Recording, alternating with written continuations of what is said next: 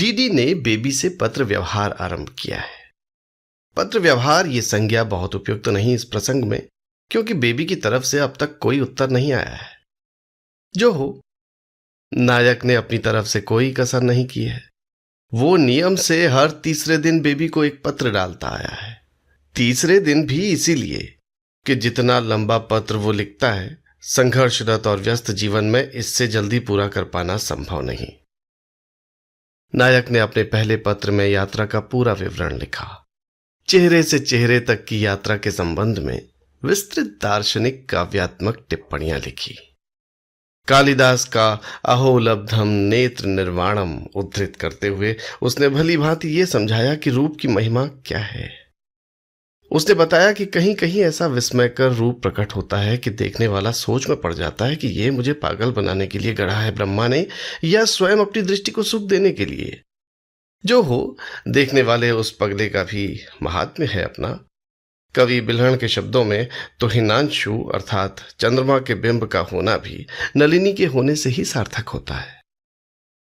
नायक ने सूचना दी कि मैंने एक बहुत ही छोटी सी कहानी लिखकर कल्पना को भेज दी है।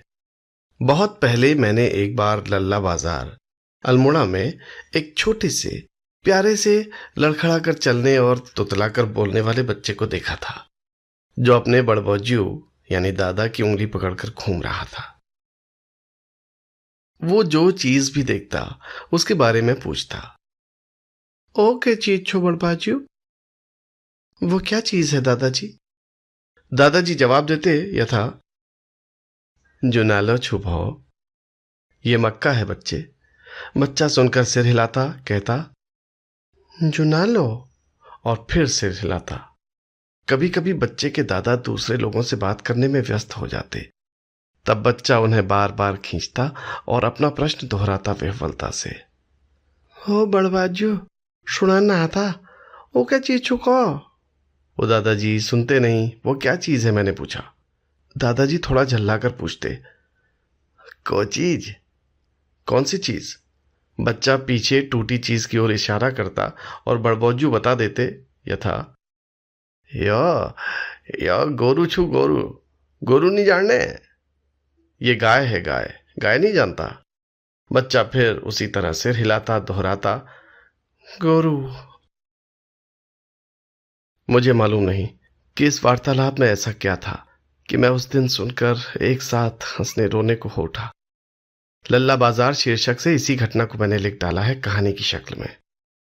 मैं नहीं जानता कि इसमें हंसने रोने की क्या बात थी, पर अगर मैंने कहानी ठीक से लिखी होगी तो मेरे पाठक भी हंसने रोने को होंगे और नहीं जानेंगे कि क्यों हंसने रोने को हो उठते हैं। पत्र के अंत में उसने लिखा, मैं किसी के लायक बनने की कोशिश कर रहा हूं। अभी तो पहुंचा ही हूं यहां। जैसी ही कुछ प्रगति होगी सूचित करूंगा। संप्रति जिलेम्बू मारकांट। फिर पत्र को पारिवारिक रंग देने के लिए उसने ये जोड़ दिया, तहां सबसे मेरा यथा योग्य कहना, शुभम डीडी। नायक ने अपने दूसरे पत्र में यह सूचना दी कि मुझे एक डॉक्यूमेंट्री लिखने का चांस मिला है। मैं तय नहीं कर पा रहा हूं कि डॉक्यूमेंट्रीज की तरफ जाऊं कि नहीं। जो हो, ये काम तो ले ही लिया है। उसने बताया कि इधर मैंने चेखव की लंबी कहानी the lady with the dog का अनुवाद किया। उसने इस कहानी का और लगे हाथ संपूर्ण चेखव साहित्य की विस्तृत समीक्षा कर डाली और कतिपय आधारभूत प्रश्न उठाए। क्या हम मानव एक दूसरे को दुख ही दुख दे सकते हैं, सुख नहीं? हम क्यों सदा कटिबद्ध होते हैं एक दूसरे को गलत समझने के लिए? इतना कुछ है इस सृष्टि में देखने समझने को, फिर क्यों हम अपने अपने दुखों के दायरों में बैठे रहने को अभिशप्त हैं? अगर हम खुशियां लूटना लुटाना सीख जाएं तो क्या यही दुनिया स्वर्ग जैसी सुंदर न हो जाए? अंत में नायक ने लिखा, मैं किसी के लायक बनने की कोशिश कर रहा हूं। जिलेम्बू मारकांट। तहां सबसे मेरा यथा योग्य कहना, शुभम डीडी। नायक ने अपने तीसरे पत्र में अपने बंबईया जीवन की और प्रसंगवश बंबई की झांकियां प्रस्तुत की। गंदी बस्तियों की झांकी के बाद उसने नगरीकरण का समाजशास्त्र समझाया। इस संदर्भ में उसने गांधी की कम और मार्क्स लेनिन की अधिक चर्चा की। मेधावी स्त्री के लिए समाजवाद निर्देशिका नुमा पूरा पाठ उसने लिखा। पूंजीवाद के अमानवीय पक्षों का विशद विवेचन किया और ऐसा करते हुए कर्नल साहब और उनकी पत्नी जैसे पूंजीपति बराबर उसकी आंखों में रहे। उसने स्वीकार किया कि वो संपन्नता और भौतिक प्रगति को नितांत आवश्यक मानता है, इतना ही कि वो उसका समान वितरण चाहता है। जब सब संपन्नता को प्राप्त होंगे और जब मनुष्य मनुष्य का शोषण करना छोड़ देगा, तब हम प्रतिभा का, आंतरिक शक्तियों का पूरा उपयोग करके इस धरती पर ही स्वर्ग बसा सकेंगे, ऐसा उसे विश्वास है। पत्र के अंत में उसने लिखा, मैं किसी के लायक बनने की कोशिश कर रहा हूं। डॉक्यूमेंट्री के काम के लिए मैंने हां कह दिया है। तहां सबसे यथा योग्य कहना, जिलेम्बू मार्गांट। शुभम, डीडी। नायक ने अपने चौथे पत्र में लिखा कि मुझे इधर कुछ महान विदेशी दिग्दर्शकों की फिल्में देखने का सुयोग प्राप्त हुआ। उसने इन फिल्मों की विस्तृत समीक्षाएं लिख भेजी और सिद्ध किया कि सिनेमा एक सर्वथा अनूठा और स्वतंत्र कला माध्यम है। वर्तमान सदी की अभिव्यक्ति उसी से संभव है। पत्र के अंत में उसने लिखा, मैं किसी के लायक बनने की कोशिश कर रहा हूं। जिलेम्बू मार्गांट। तहां सबसे मेरा यथा योग्य कहना, शुभम, डीडी। नायक ने अपने 5वें पत्र में वर्सोवा गांव में बिताए एक दिन का हाल लिखा। सागर की अनेकानेक भंगिमाएं प्रस्तुत की, उनका अपनी मनःस्थिति पर और अपनी मनःस्थिति का उन पर आरोपण किया। बीच बीच में लगातार कुछ ऐसी वेहवल पंक्तियां लिखी जो थोड़ा यत्न करने पर काव्य नहीं तो नव काव्य निश्चित ही बन सकती थी। अपरिचय के किस तट से लौटा है मेरा सागर, इतना हताश, इतना क्रुद्ध। कहां से लौटा है इतना अपमानित ये मेरा अभिमानी कि अब मुझे ही लील लेने की धमकी दे रहा है, आदि आदि। प्रकृति का प्रसंग छिड़ ही गया था, अस्तु नायक ने प्रकृति काव्य पर प्रेम पूर्वक प्रवचन दिया। वर्ड्सवर्थ, रविंद्रनाथ प्रभृति कवियों को उसकी श्रद्धांजलि मिली और चंद्र कुंवर बर्तवाल जैसे उपेक्षित कवियों को नोटिस मिला। अंत में उसने लिखा, डॉक्यूमेंट्री की पटकथा का खाका सा मैं आफा वालों को दिखा आया था, उन्हें अच्छा लगा। जिल्स बता रहे थे कि कनाडा में कोई भारतवंशी फिल्म प्रोड्यूसर हैं, गुलनार। वो डॉक्यूमेंट्रीज बनाने भारत आने वाली हैं और उन्हें सहायक की जरूरत होगी। अगर मैं चाहूं तो वो गुलनार जी से बात करा देंगे। मैं किसी के लायक बनने की बराबर कोशिश कर रहा हूं। जिलेम्बू मार्गांट। तहां मेरा सबसे यथा योग्य कहना, शुभम, डीडी। नायक ने अपने 6ठे पत्र में लिखा कि इधर मेरे मन की कुछ विचित्र सी स्थिति हो रही है। इसकी कुछ बानगियां उसने प्रस्तुत की। अगले ही पैराग्राफ में वो बिना पिछले पैराग्राफ से संबंध जोड़े भक्ति, प्रेम और आसक्ति का शास्त्रीय विवेचन करने में जुट गया। कई पृष्ठ उसने इस प्रवाह में रंग डाले। नायक ने समझाया, परमत्व की, इसलिए रस की परिकल्पना में शैव और वेदांत दर्शनों में क्या भिन्नता है। विषयेषु च सर्वेषु इंद्रियार्थेषु च स्थितम से मंगलाचरण करके नायक की लेखनी भरत से लेकर पंडित जगन्नाथ तक समस्त आचार्यों के अनुगामिनी बनकर दौड़ चली। तदुपरांत उसने उज्ज्वल नीलमणि का उद्धार किया। नायक ने इस पीड़ाप्रद तथ्य को रेखांकित किया कि प्रेम के आनंद को प्रेम की पीड़ा से अलग नहीं किया जा सकता।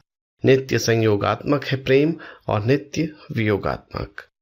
देखिबो जहां विरह सम होई, तहां को प्रेम कहा कही कोई।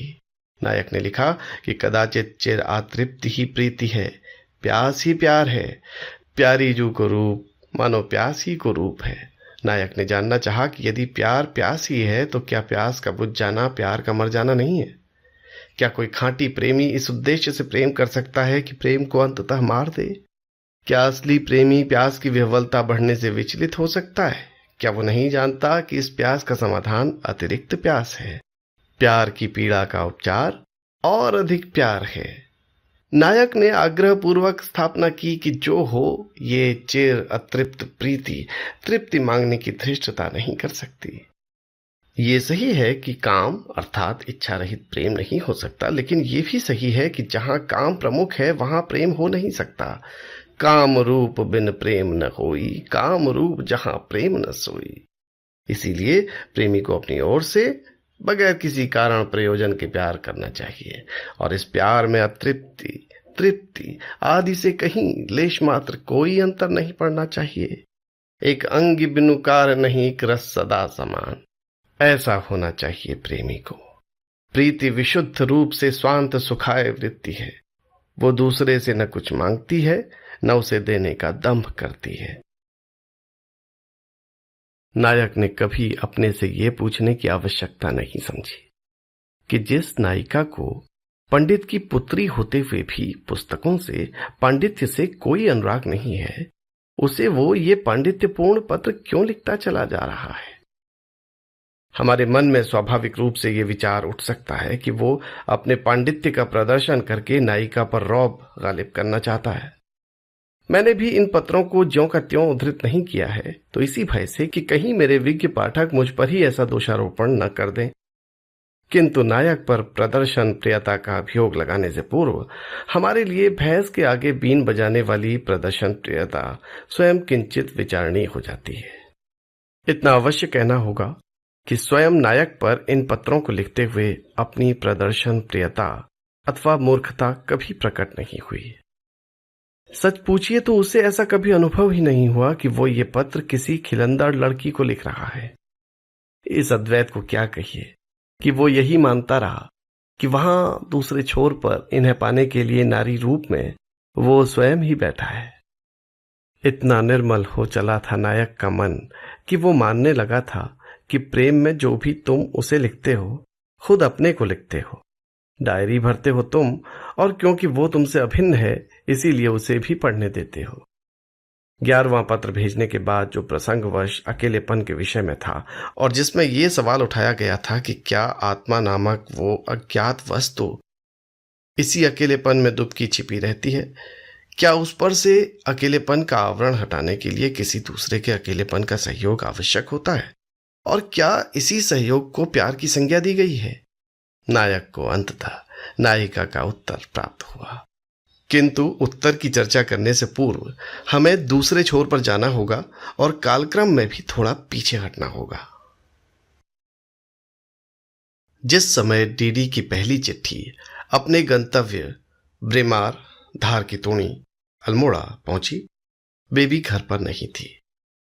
ये चिट्ठी पहुंचते ही चर्चा का विषय बनी, क्योंकि भार अधिक हो जाने के कारण वो बैरंग हो चली थी।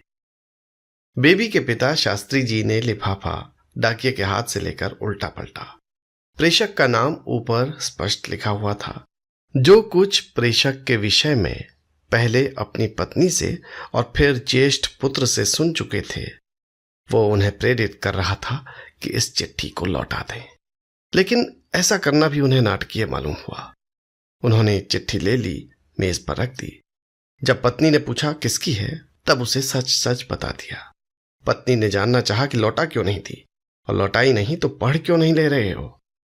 शास्त्री जी ने कहा कि जिसकी चिट्ठी है उसका ही पहले खोलना पढ़ना उचित है, और जब तक चिट्ठी खोल पढ़ नहीं ली जाती तब तक ये कैसे कहा जा सकता है कि उसे स्वीकार करना ठीक न था।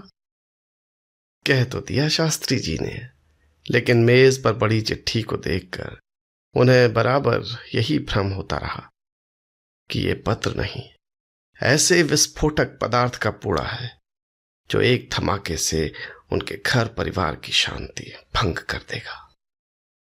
कई बार हाथ बढ़ा उनका कि पत्र खोलकर पढ़ ले, देख लें ये बम का गोला अबोध बिटिया के हाथ में दिया जा सकता है या नहीं, किंतु हर बार अंतिम क्षण उन्होंने अपना हाथ रोक लिया। अंततः बेबी घर आई। लिफाफे पर प्रेषक का नाम पढ़कर वो मुस्कुराई। उसे समझ में ही नहीं आया कि उससे क्या अपेक्षित है।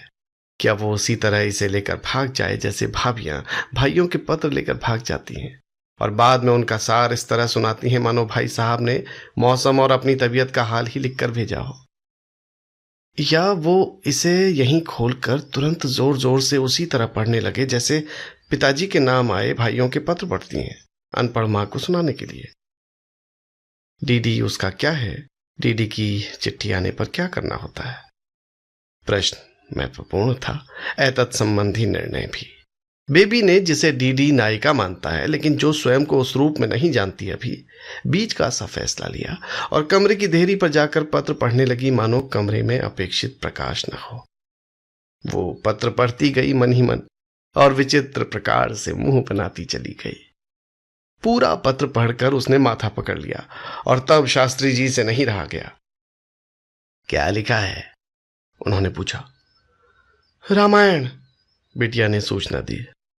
बब्बा हो, जाने कैसे लिख देते होंगे लोग इतना जड़ कंजड़। कहाँ से सूझता होगा इन्हें। बरेली से बंबई जाने तक के बारे में ही 5 कागज रंग रखे। एक एक बात कैसे याद रहती होगी लोगों को। मैं कहीं जाऊंगी, मुझसे कोई पूछेगा रास्ते में क्या हुआ, मैं तो कुछ भी नहीं बता सकती। और लिख भी इस दीदी ने ऐसी हिंदी रखी जिसमें से आधी मेरी समझ में नहीं आती। ये नेत्र निर्माण क्या ठहरा बाबू। त्यार ख्वारम चोट चली। शास्त्री जी ने कहा, इधर देखा, एक ऐसी नेत्र निर्माण रामायण लिख रखी उस छोरे ने। बेबी ने बिना किसी झिझक के पत्र पिताजी को दे दिया। शास्त्री जी ने मुंह में लौंग और दक्षिणी सुपारी डाली, चश्मा पहना और आराम कुर्सी पर बैठकर पत्र बांचने लगे। शास्त्री जी कभी प्रकट कहते नहीं, लेकिन उन्हें दुख है कि उनका कोई पुत्र पंडित नहीं निकला। कभी कभी संदेह होता है उन्हें कि ऐसा उनकी पत्नी के कारण हुआ। उनकी पत्नी देहाती है। इस विवाह की भी एक कथा है। शास्त्री जी के वाराण से और घोर कर्मकांडी पिता ने पुत्र का विवाह चंपानौला अल्मोड़ा के एक संपन्न सुशिक्षित परिवार में ठहराया था। बारात भी वहीं गई थी। लेकिन जब समधियों को कन्यादान संकल्प लिए जाते समय शास्त्री जी के पिता के इस दुराग्रह का पता चला कि पुत्र ससुराल में कच्ची रसोई नहीं जीमेगा, क्योंकि वो घर से बाहर कहीं भी भात नहीं खाता, तब वितंडा मच गया और बारात लौटा दी गई। शास्त्री जी के पिता उसी बारात को लेकर उसी समय एक निकटवर्ती गांव पाटिया में पहुंचे और एक निर्धन ग्रामीण परिवार की एक सुंदर सुशील कन्या से पुत्र का विवाह करा लाए। शास्त्री जी उस सुंदर सुशील कन्या को अब जो दोष देना चाहते हैं उसका कोई औचित्य नहीं। शास्त्री जी के सभी बेटे पढ़ाई लिखाई में अच्छे निकले। सबसे बड़ा सेना में कर्नल है, उसके बाद वाला लंदन में डॉक्टर, तीसरा कलकत्ता में इंजीनियर और चौथा लखनऊ में डॉक्टर। अब अगर साहित्यिक व्यक्ति को ही शास्त्री जी पंडित मानते हो तो ये उनकी परंपरा प्रियता का ही दोष कहा जाएगा। जो हो, डीडी का पत्र पढ़ते हुए शास्त्री जी को अनेक बार ऐसा लगा कि काश ऐसा लिख सकने वाला मेरा कोई पुत्र होता। शास्त्री जी ने स्वयं लिखने की बात कई बार सोची थी। प्रसाद जी ने उन्हें उकसाया भी था, किंतु लिखा कभी नहीं। लिखते तो ऐसी ही भाषा उनकी भी होती, इसमें उन्हें संदेह नहीं, कदाचित इससे बेहतर। पत्र पढ़ते हुए उन्हें कई बार ऐसी इच्छा हुई कि कलम लेकर यहां वहां थोड़ी सुधार दें भाषा। और हाँ, नेत्र निर्वाणम मार्का पांडित्य से तो शास्त्री जी प्रभावित हुए ही। प्राचीन और अर्वाचीन के समन्वय में उनकी आस्था है, और आजकल के लड़कों में ऐसे समन्वयवादी कहाँ मिलते हैं। डीडी की अतिशय भावुकता शास्त्री जी को अवश्य कुछ आपत्तिजनक मालूम हुई। वैचारिक संतुलन और अनुशासन की न्यूनता भी खटकी उन्हें। सब कुछ समेट लेने का वो युवकोचित हट प्रीतिकर है नितांत, किंतु कई दृष्टियों से अवांछनीय भी कहा जाएगा इसे। शास्त्री जी समझ सके कि क्यों ये लड़का प्रथम श्रेणी के अंक नहीं पा सका। शास्त्री जी ये भी धारणा बन गई कि अगर मैं ऐसे छात्र का निर्देशक हूं तो इससे शोध प्रबंध निश्चय ही उत्तम कोटि का लिखवा लूं। शास्त्री जी को अपने निजी पुस्तकालय के उन तमाम दुर्लभ ग्रंथों का स्मरण हो आया जो उनकी अपनी संतति के लिए किसी उपयोग के नहीं। शास्त्री जी ने दीर्घ निश्वास छोड़ा। उनका ध्यान इस ओर गया कि बेबी आराम कुर्सी की पीठ पर झुकी खड़ी है। शास्त्री जी का ध्यान इस ओर भी गया कि ये पत्र, जिसे वो किसी छात्र की उत्तर पुस्तिका की तरह पढ़ते रहे हैं, उनकी पुत्री के नाम लिखा गया है और इसमें परोक्ष रीति से सही प्रणय निवेदन किया गया है। चेहरे से चेहरे तक के चक्रपथ की बात तो सर्वथा स्पष्ट है। किसी के योग्य बनने की आकांक्षा भी प्रेम ही प्रकट कर रही है। जिलेम्बू, जाने किस भाषा का शब्द है ये, समझ में नहीं आता, लेकिन मारगांठ की प्रतीकात्मकता सुबोध है। अगर ये किसी मेधावी छात्र की उत्तर पुस्तिका नहीं, पुत्री के नाम किसी अपरिचित का प्रेम पत्र है, तो पिता की भूमिका में शास्त्री जी से क्या अपेक्षित है। शास्त्री जी ने साबुत दक्षिणी सुपारी को इस दाढ़ से उस दाढ़ तक 2-4 बार घुमाया और फिर पूछा, इसका जवाब देगी मैत्री? बेबी ने कहा, मैं क्या दूंगी जवाब, मुझे तो ये निर्वाण फिरवाण कुछ समझ में नहीं आने वाला हुआ। उसे दयादी को लिखना चाहिए ये सब, वो हुई हिंदी संस्कृत वाली। शास्त्री जी के लिए निर्वाणम के साथ फिर वाणम का प्रयोग जितना कष्टप्रद हुआ, दया का प्रसंग उतना ही सुखद। उन्हें भ्रम हुआ कि वो समझ गए हैं कि ये पत्र वस्तुतः किससे संबोधित है। दया को जानता है ये लड़का? क्यों नहीं जानेगा? देखो, मैंने, गुड़िया औरों ने तो इससे कहा भी कि दयादी से शादी कर ले। शास्त्री जी ने चैन की सांस ली। कुछ तो अंतिम निर्णायक टिप्पणी उन्हें करनी ही थी, इसीलिए बोले, अभी इसका उत्तर देने की कोई आवश्यकता नहीं मैत्रेयी, समझी? और हाँ, दया पत्र पढ़ना चाहे तो पढ़ने देना। दया को क्यों पढ़ाऊंगी? देखो, दया दी तो किसी की चिट्ठी नहीं पढ़ती, बेबी ने कहा। और बाबू, ये तो बताया नहीं कि नेत्र निर्माणम क्या ठहरा बल? शास्त्री जी के लिए दो समस्याएं एक साथ प्रस्तुत हुई। पहली, अगर ये बालक दया को इतनी परोक्ष विधि से संबोधित करता रहा तो उसकी बात दया तक पहुंचेगी कैसे? दूसरी, विदुषी मैत्रेयी की जिज्ञासा का समाधान कैसे करें? दूसरी समस्या के समाधान के लिए उन्होंने स्वयं परोक्ष विधि का सहारा लिया। रूप और प्रेम की कुछ ऐसी आध्यात्मिक व्याख्या की कि मानो वो सब अलौकिक हो, देवताओं के ही हिस्से पड़ा हो। शास्त्री जी भूल गए कि रूपसी शकुंतला मानवी थी। अहो लब्धम नेत्र निर्वाणम, ऐसा कहने वाला दुष्यंत भी मानव था। शास्त्री जी भूल गए कि मानव को देवताओं को चुनौती देने की कुटेव आरंभ से ही है। अलौकिक को लौकिक बनाने का उसका हठ सनातन है।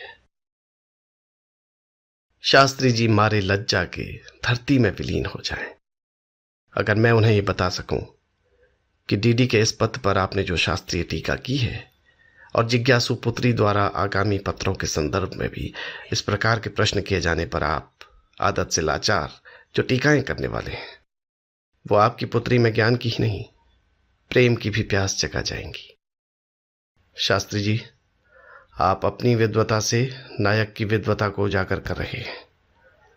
जिन बातों पर बेबी हंस सकती थी, उन्हें आप ही सुनने कुनने योग्य बना रहे हैं। आप नायक को अपने से एक रूप किए दे रहे हैं। क्या आप नहीं जानते कि जिसे आप मैत्रेयी कहते हैं, लेकिन जो है बेबी ही, आपका बहुत आदर करती है, आप पर सर्वथा मुक्त है। और शास्त्री जी, आप तो सारा साहित्य पढ़े हुए हैं, जानते ही हैं कि किसी का आदर करते हुए उस पर मुग्ध भी हो जाना बेबियों को नायिकाएं बनाता आया है। आप समझा रहे हैं शास्त्री जी कि पाप वृत्ति की ओर उन्मुख होने वाला रूप रूप कहलाने का अधिकारी नहीं है, सौभाग्य सौंदर्य का फल है। तुम समझा रहे हो पिता, श्लोक बोलकर, अन्वय करके। और सुन रही है तुम्हारी पुत्री अपनी उन बड़ी बड़ी आंखों को कुछ और भी फैलाकर, अचरज करते हुए जान पा रही है कि मुझ में कुछ है ऐसा जिसके लिए कालिदास से लेकर टीडी तक कवि चेता जन शब्दोन्मत्त होते रहे। पिता पुत्री संवाद के इस विडंबनापूर्ण पक्ष पर मैं अब, जबकि वो इतिहास का हो चुका है, मुस्कुरा सकता हूं। हर तीसरे दिन टीडी का एक पत्र पहुंचता रहा, यथासंभव, यथावत, बैरंग। बेबी से भी ज्यादा शास्त्री जी को टीडी के पत्र की प्रतीक्षा रहने लगी। एक अनुष्ठान सा बन चला। पिता पत्र देता, पुत्री खोलकर पढ़ती, दबे स्वर में अटकती अटकती सी। भले ही डीडी मोती जैसे आखर पिरोता है, बीच बीच में वो कोई प्रश्न भी करती। बिंब? बिंब क्या हुआ? बिंब? येट्स? कौन हुआ येट्स? वैशेषिक दर्शन क्या ठहरा अभी? शास्त्री जी को याद आ जाता है। वो क्या चीज छू बड़बाजू? पूछने वाला एक बच्चा। भाव विवल हो उठते हैं वो। डीडी के पत्रों को किसी पाठ्य पुस्तक की तरह पढ़ते हुए मैत्रेयी उनसे ये प्रश्न करती है तो उनका मन अनायास एक साथ करुणा, विनोद और उदासी से भर आता है। कुछ प्रश्नों के उत्तर तुरंत दे देते हैं शास्त्री जी, कुछ के स्वयं पत्र पढ़कर पूरा संदर्भ समझा कर देते हैं, और कभी तो ऐसा भी होता है कि बिना संदर्भ के प्रश्न इतना अटपटा लगता है कि वो पत्र तभी मांग लेते हैं और फिर पिता पुत्री साथ ही पारायण करते हैं उसका। डीडी का छठा पत्र शास्त्री जी को चिंतित कर गया। शैव दर्शन पर आधुनिक विज्ञान और रस सिद्धांत पर आधुनिक मनोविज्ञान वो जिस प्रकार आरोपित करना चाह रहा था, वही अपने में पर्याप्त चिंता का विषय था। छात्रों को मौलिकता के प्रति उत्साही अवश्य होना चाहिए, लेकिन इतना नहीं। तिस पर ये प्रेम का पुराण। शास्त्री जी अब तक अपनी पत्नी को यही समझाते आ रहे थे कि डीडी के पत्रों में कोई भी ऐसी वैसी बात नहीं है। लड़का शायद दया से शादी करना चाहता है। मैं इस बारे में दया के दूर के रिश्ते के चाचा की राय ले लूं तो फिर विवाह की बात कर लेंगे सीधे लड़के से ही, क्योंकि उसका अपना तो कोई सगा है नहीं। पत्नी को इसमें कोई आपत्ति थी तो यही कि दया के चाचा से, जिन्होंने दया के प्रति अपना कोई कर्तव्य कभी नहीं निभाया, इस बारे में पूछने की औपचारिकता भी क्यों। शास्त्री जी ने ऐसा कह तो दिया था, लेकिन किया कुछ भी नहीं था। अब उन्हें लगा कि यह बात और टाली नहीं जा सकती। दया के चाचा को लिखने और उनका उत्तर पाने में व्यर्थ विलंब होगा, अतएव सीधे डीडी को पत्र भेज दिया जाए। डीडी के पत्र मैत्रेयी के नाम आए हैं, इसलिए पहले उसका भी कोई पत्र डीडी के लिए जाना आवश्यक है। शास्त्री जी ने मैत्रेयी को बुलाया और उससे कहा, चेली, ये जो तेरा डीडी है उसका विवाह दया से करा दे तो कैसा रहे। बेबी को डीडी के साथ तेरा विशेषण जोड़े जाने पर कोई आपत्ति नहीं हुई। पत्रों की व्याख्या सुनते सुनते वो विशिष्ट और सीमित अर्थों में उसे अपना मानने लगी है, लेकिन इतना अपना भी नहीं कि वो उसकी दयादी के पति के रूप में, यानी भावी जीजा के रूप में कल्पना करके बहुत दुखी हो।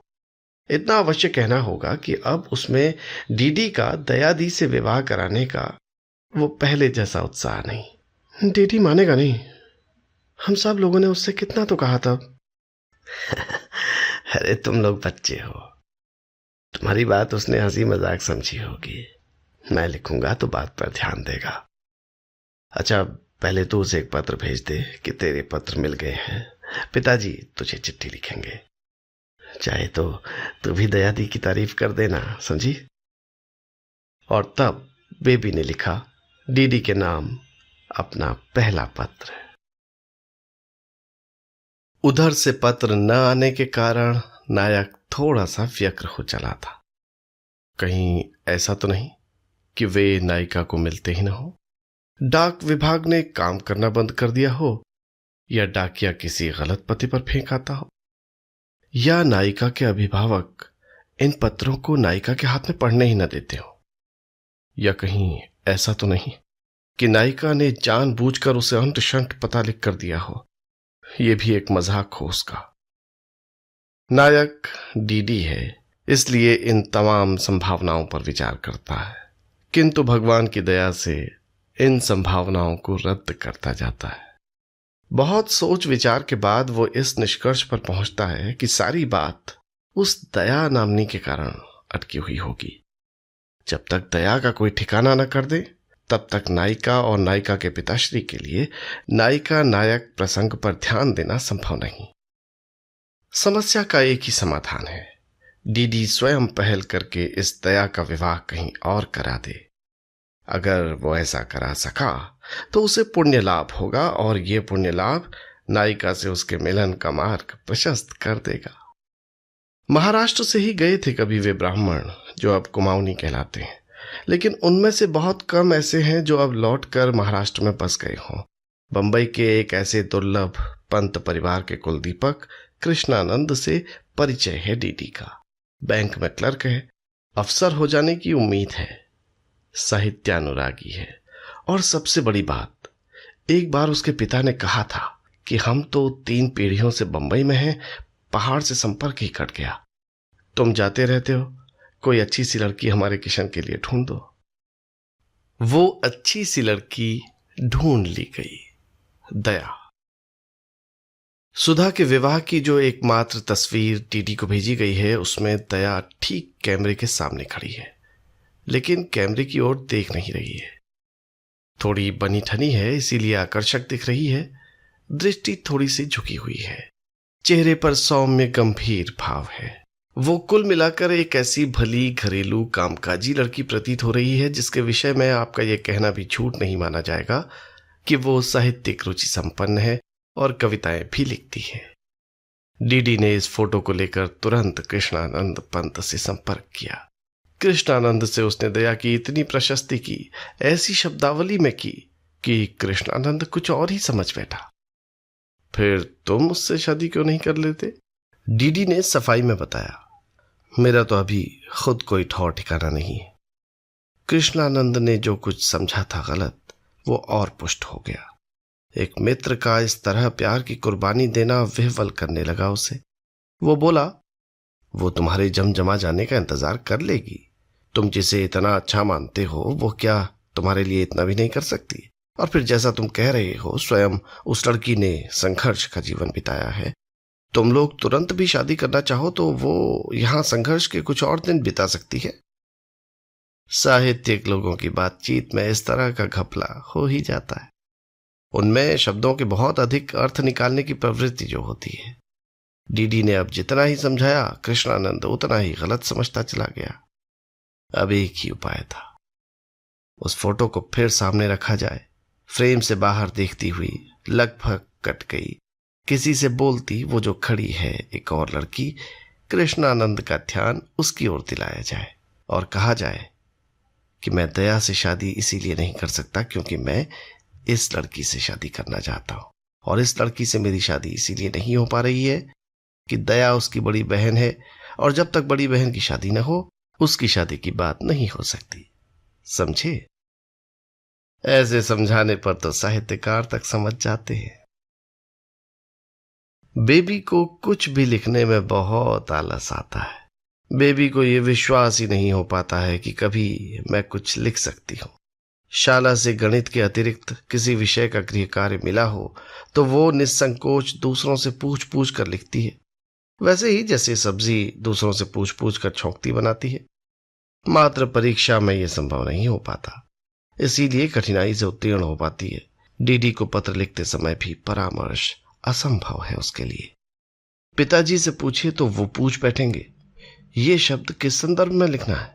दयादी से पूछते हुए संकोच होता है। उसे कैसे बताएगी कि डीडी को पत्र लिख रही है? कुछ दिन पहले की बात होती तो ऐसा संकोच न होता। क्यों होने लगा है संकोच? ये सोचना चाहती है बेबी, लेकिन सोचने में भी आलस आता है उसे। तो जो पत्र लिखा है उसने, वो निश्चय ही 33% अंक प्राप्त करने योग्य है, और सो भी परीक्षक की अनुकंपा से। किंतु जब परीक्षक प्रेमी भी हो तब अनुकंपा के विषय में शंका कैसी? प्रिय डीडी, मधुर स्मृति, अत्र कुशलंच तत्रास्तु। पत्र तेरे मिले, कुशल से है जानकर प्रसन्नता हुई। हम लोग भी राजी खुशी हैं। प्रकृति कर रहा है जानकर प्रसन्नता हुई। तो बंबई में रहकर बंबई जितना बड़ापन। तेरे पत्र समझ में नहीं आते। पढ़ती हूँ, बाबू से मतलब पूछती हूँ, बाबू भी पढ़ते हैं, प्रशंसा करते हैं। मेरे तिमाही इम्तिहान हुए, गणित छोड़ बाकी पेपर साधारण हुए। देखो क्या होता है, पास तो हो ही जाऊं शायद। हिस्ट्री में थोड़ा डर जैसा लग रहा। तूने पूछा कॉलेज में क्या होता? अरे हमारे कॉलेज में कुछ नहीं होता। कहा भोर का तारा खेला ड्रामा वालों ने, महा बोर था। तूने पूछा है मैं क्या पढ़ती हूँ करके? मैं कुछ नहीं पढ़ती, दयादी पढ़ती है। एक ही किताब कई बार पढ़ लेती है। कैसे पढ़ती होगी? मेरे कहने नहीं पढ़ी जाती, नींद आती है। तू तो बहुत पढ़ा लिखा है, तेरी बुद्धि बड़ी है, मैं मूर्ख हूँ रे। अब मैं सोच रही होशियार बनूं करके, तेरे पत्र समझ सकूं करके। मुश्किल ही हुआ पर कोशिश करनी ठहरी। मैंने बाबू से कहा है मुझे पढ़ाओ, देखो क्या होता है। हम कुछ करना चाहें तो कर ही सकने वाले हुए नहीं। वैसे अभी मैं हुई पूरी भ्यास, कुछ नहीं आने वाला ठहरा मुझे, किसी बात का भी सीब नहीं ठहरा। न घर के काम में अच्छी, न पढ़ाई लिखाई में।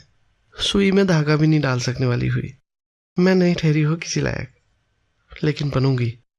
मन में ठान लेने की बात हुई, ठान लूं करके सोच रही। देखो क्या होता है। मुझे किसी के लायक नहीं बनना, मैं अपने ही लायक बन जाऊं बहुत होगा। तू किसी के लायक क्यों बनना चाहता? तेरे भीतर तो सभी गुण ठहरे। तू अपने लायक बनना चाहेगा ना तो कितना बड़ा आदमी नहीं बन जाएगा। वैसे आज पत्र लिखने का विशेष कारण यह है कि बाबू ने कहा है कि डीडी को पत्र लिख करके। बाबू बहुत अच्छे हैं, बाबू तेरे जैसे हैं। जब देखो तब किताबों में सिर दिए रहते हैं। उनके पास बहुत किताबें हैं, तेरी उनकी अच्छी विधि लगेगी।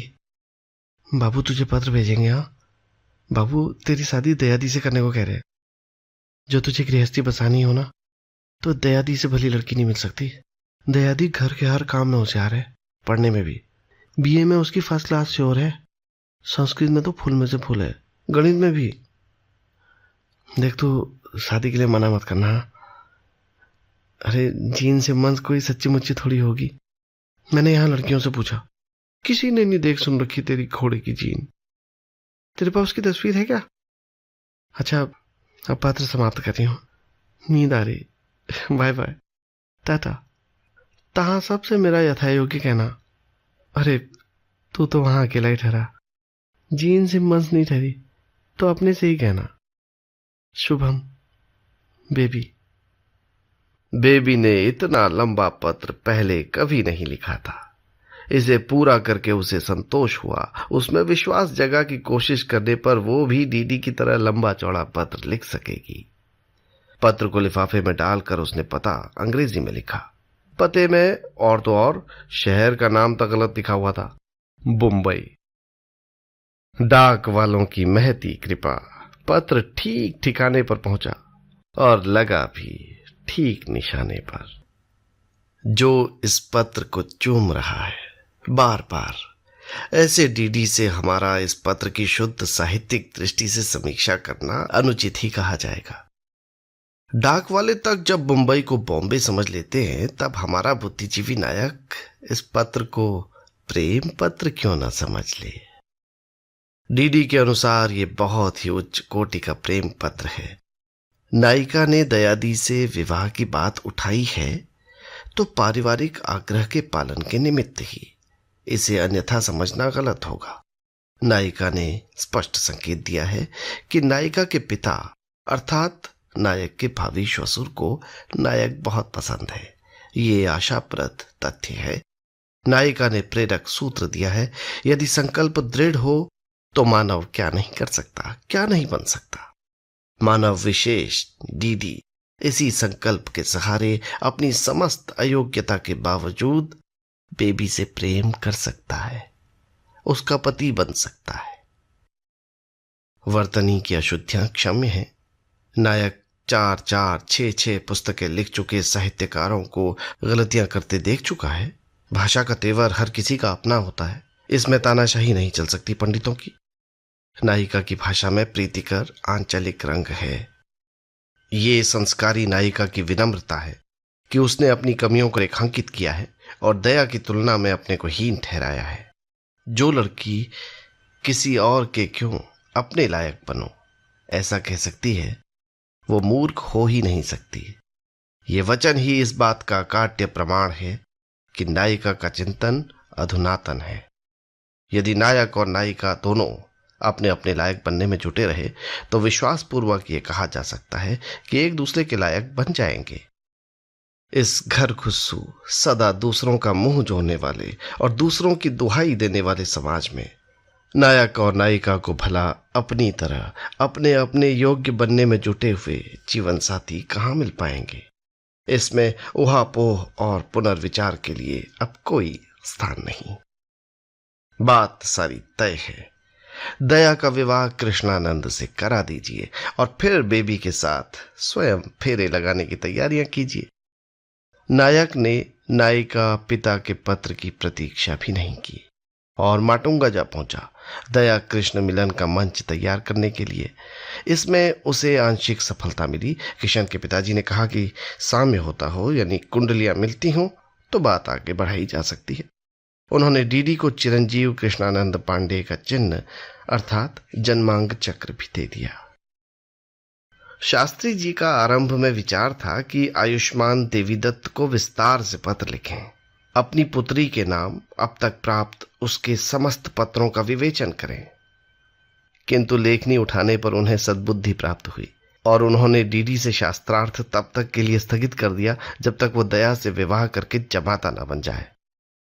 लोकमत है कि ममिया श्वसुरम किम श्वसुरम, किंतु भांजी का सब कुछ होने के नाते ये ममिया श्वसुर विशिष्ट स्थान का दावेदार हो ही सकेगा। तो शास्त्री जी ने लिखा, परम पूज्य चिरंजीव देवीदत्त प्रति शुभाशीष संचोपयात।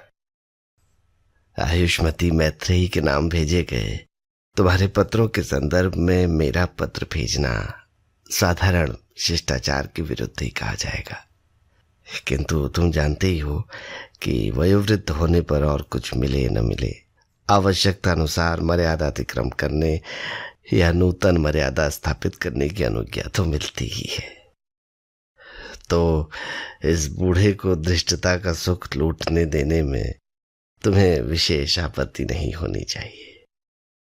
एक धृष्टता और भी की है इस बूढ़े ने, अपनी पुत्री के नाम तुम्हारे सारे पत्र पढ़ डाले हैं।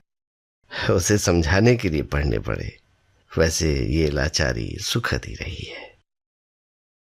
बेटा, मेरा व्यवसाय पुस्तकालयों में चिर निद्रालीन साहित्य की चीरफाड़ का रहा है। जो वृत्ति थी सो प्रवृत्ति भी बन गई है। समसामयिक लेखन की ओर बहुत कम ध्यान जाता है, और सच कहूं कभी कुछ पढ़ता भी हूं तो सुहाता नहीं। इन पत्रों को पढ़कर अवश्य ये ललक उठी मन में कि तुम्हारी रची पुस्तकें पढ़ूं। सुनता हूं आयुष्मती दया के पास वे थी भी, किंतु कोई सज्जन उन्हें ले गए हैं और जैसा बहुधा होता है लौटाना भूलते चले जा रहे हैं।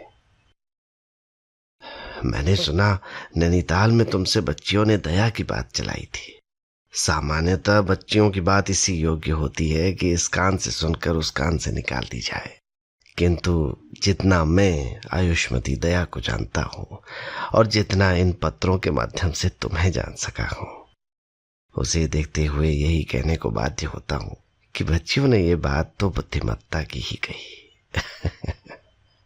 स्वजन की प्रशंसा करते किंचित संकोच होता है, तथापि इतना अवश्य कहना चाहूंगा कि आयुष्मती दया में वो सारे गुण हैं जो विधाता अपने दुखी और सताए लोगों को करुणार्द्र होकर अंतिम क्षण देता चला आया है। स्वयं तुम्हारा जीवन संघर्षरत रहा है, अस्तु विधि का ये विडंबनापूर्ण पक्ष तुमसे छिपा नहीं। कन्या तुम्हारी देखी हुई है और साक्षी हैं तुम्हारे पत्र के रूप मर्मज्ञ भी हो तुम, इसलिए उसके चेहरे मोहरे के विषय में मेरे कुछ कहने की आवश्यकता तो नहीं है। संयुक्त परिवारों में पली है, मिलजुल कर रहना जानती है, विद्यार्जन की असीम लालसा है उसमें, साहित्य से अनुराग है, लिखती भी है कुछ यदा कदा। इसे मेरी धृष्टता ही कहो कि तुम तो कल्पनाशील व्यक्तियों के संदर्भ में, मैं निठल्ला यहाँ बैठा बैठा इस सुखद कल्पना में लीन हो चला हूँ कि मेरे पास अपने पूर्वजों के समय की और स्वयं अपनी एकत्र की हुई जो पोथियां हैं उनका उत्तराधिकार, वंश में पांडित्य की जो परंपरा रही है उसका भार संयुक्त रूप से तुम दोनों को सौंपने का अवसर मिलेगा मुझे। मेड इन डेविल्स वर्कशॉप है ये प्रस्ताव, किंतु प्रकृति में अपवाद सर्वत्र है। खाली दिमाग की वो सूझ खूबसूरत भी हो सकती है। संबंधों के विषय में तुम निश्चिंत रह सकते हो। कन्या स्वयं ठोली गांव की है, मालाकोट अघार में है और बूढ़ा मालाकोट गली में है। कन्या के पिता के विषय में संभव है कुछ अल्पज्ञानी लोग तुमसे कहें कि वो खपती थे, ये सर्वथा मिथ्या है। राजीव लोचन जी काशी में दीक्षित प्रकांड पंडित थे, जो पत्नी के अकाल निधन के बाद विरक्त वृत्ति हो गए। इसी विरक्ति को कुछ सांसारिक लोग खप्त की संज्ञा दे बैठे हैं। मुझे पूरा विश्वास है कि तुम मेरे प्रस्ताव का सहानुभूति पूर्वक विचार करोगे। तुमने अपने पत्रों में बहुत कुछ ऐसा लिखा है जिसकी प्रतिक्रिया में कुछ कहने को मेरा अध्यापक मन ललकता है। इस ललक पर तब तक के लिए अंकुश लगाए लेता हूँ जब तक ईश कृपा से विधिवत साक्षात और संबंध न हो जाए। कुछ बातें ट्यूटोरियल में आमने सामने बैठकर ही ठीक से हो पाती है। फिर भी एक बात कह ही दूं, तुम संस्कृत विधिवत पढ़ो, नहीं पढ़ी है तो इसी से स्पष्ट है कि प्रस्तुतिकरण को प्रस्तुतिकरण लिख जाते हो और किसी चीज का विचार करने की अपेक्षा तुम्हें किसी चीज पर विचार करने में अधिक आस्था है। यदि मूल ग्रंथ स्वयं न पढ़ोगे, स्वयं उसकी व्याख्या न करोगे और हमारे जैसे तथाकथित वर्तमान आचार्यों की बकबक में से थोड़ी इसकी थोड़ी उसकी लेकर मिलाओगे और इस चिंता चूर्ण को तदंतर पाश्चात्य मधु में मिला दोगे तो आपत्ति ही तैयार होगा। पत्रोत्तर की प्रतीक्षा रहेगी। शुभम। जब तुम उसको पत्र लिख रहे होते हो तब तुम अपने को ही पत्र लिख रहे होते हो, निस्संदेह। किंतु और मैं विह्वलता भरता प्रश्न ये है कि जब तुम उसके पिता को लिख रहे होते हो तब किसे लिख रहे होते हो? तर्क यही उत्तर देता है कि अपने पिता को। किंतु डीडी ने अपने पिता को देखा तक नहीं कि जानता पिता को पत्र कैसे लिखते हैं। अंत में डीडी फैसला करता है कि वैसा ही संक्षिप्त और शुष्क पत्र लिखूं जैसा यदा कदा अध्यापकों संपादकों के नाम भेजना पड़ा है। सरस साहित्यिकता में यूं भी टांग खींचने का खतरा है।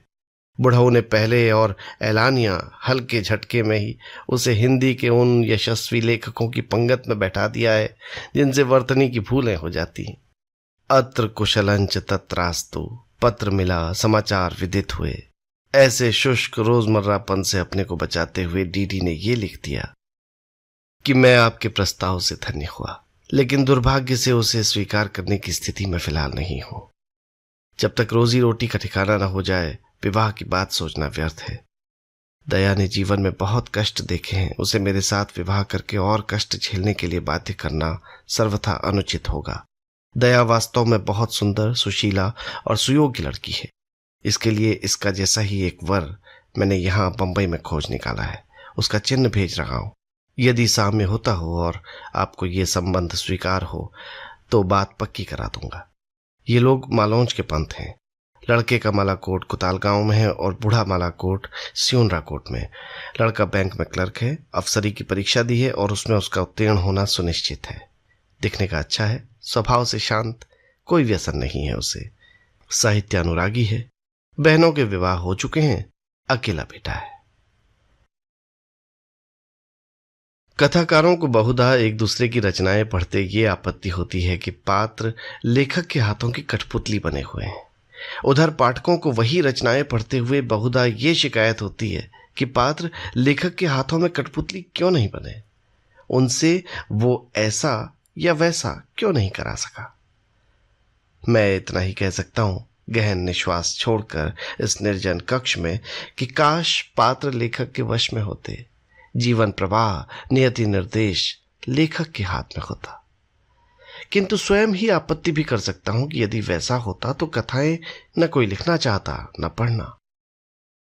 मैं कहना ये चाहता हूं कि अगर नायक मेरे वश में होता तो मैं उसका कान पकड़ लेता और कहता कि मूर्ख, तू एक लड़की का दिल तोड़ रहा है। तू समझता है कि दया का उपकार कर रहा है, जबकि वस्तुतः तू उसे अस्वीकार की एक स्थायी ठेस पहुंचा रहा है। तेरे जैसे लगभग अज्ञात लेखक की वे तीनों पुस्तकें पढ़ना ही नहीं, खरीदना भी, जिस पर तुझे मात्र 200 रुपया रॉयल्टी का मिला है, क्या जताता है? ये कभी सोचा तूने? और तू जो आज ये कह रहा है कि अब तक काफी कष्ट उठा चुकी दया को तेरी संगिनी बनाकर और कष्ट देना अनुचित होगा, क्या कल ये कहने वाला है कि अब तक नाजों में पली बेबी को यही कष्ट देना सर्वथा उचित होगा? और अगर उन्हें यह तर्क स्वीकार न होगा तो क्या तुझे स्थायी ठेस नहीं पहुंचेगी? तो दया से शादी के लिए हाँ क्यों नहीं कह देता? अब सोचता हूं कि कान पकड़कर अगर ये सब पूछा भी होता तो कहीं वो मुझसे पूछ लेता कि हाँ कह देने से अगर बेबी को ठेस पहुंची तो। यही दुर्भाग्य है। क्या कभी ऐसा प्रेम होगा जो सबको समेट सकेगा? क्या कभी ऐसी कोई प्रेम कहानी लिखी जा सकेगी जिसमें हर कोई नायक नायिका का पद पा सकेगा और सभी समान रूप से सुखी हो सकेंगे? अंत में दया की शादी तय हो गई है। दोनों ही पक्षों का आग्रह है कि डीडी इस शुभ अवसर पर उपस्थित रहे। वही निमित्त बना है इस विवाह का। शास्त्री जी ने तो निमंत्रण पत्रिका भेजते हुए लिखा, मैंने बच्चों से कहा कि कार्ड पर परम पिता परमेश्वर की असीम अनुकंपा के साथ साथ श्रीयुत देवी दत्त तिवारी की महती कृपा का भी उल्लेख करना चाहिए था। बंबई में पंत जी की बिरादरी के कोई व्यक्ति नहीं है। इष्ट मित्रों की बारात ही ले जा रहे हैं। डीडी को बाराती बनना ही होगा, न केवल इसलिए कि वो वर का मित्र है, बल्कि इसलिए भी कि विवाह ठहराया ही उसी ने है, और सो भी इतने अच्छे ग्रह नक्षत्रों वाली से कि इधर शादी की बात पक्की हुई और उधर वर महोदय क्लर्क अफसर हो गए। किंतु डीडी जाना चाहते हुए भी अपना जा सकना मुश्किल पा रहा है। डीडी बहुत व्यस्त है इन दिनों। कनाडा से जो आने वाली थी गुलनार, सो आ गई हैं। अधेड़ हैं, सुंदर हैं। एक बार 16 और पुनः 24 वर्ष की आयु में विवाह करके देख चुकी हैं, और दोनों ही बार स्त्री पुरुष के साहचर्य की ये परंपरागत व्यवस्था उन्हें रास नहीं आई है। कामकाज में जुटे रहने के मामले में भुतनी है। उन्हें इस बात पर गर्व है कि मर्द भले ही थक जाए, मैं श्रम से थकती नहीं। कठिन श्रम करना तो जानती ही है, प्रबंध कौशल भी बहुत है उनमें। परिष्कृत हैं, विदुषी हैं, फिल्म माध्यम से बहुत अनुराग है उन्हें। सहायक के रूप में डीडी उन्हें पसंद आया है। आरंभ में गुलनार के अति परिष्कार के सामने मध्यवर्गीय डीडी की घिक्की बन जाती थी।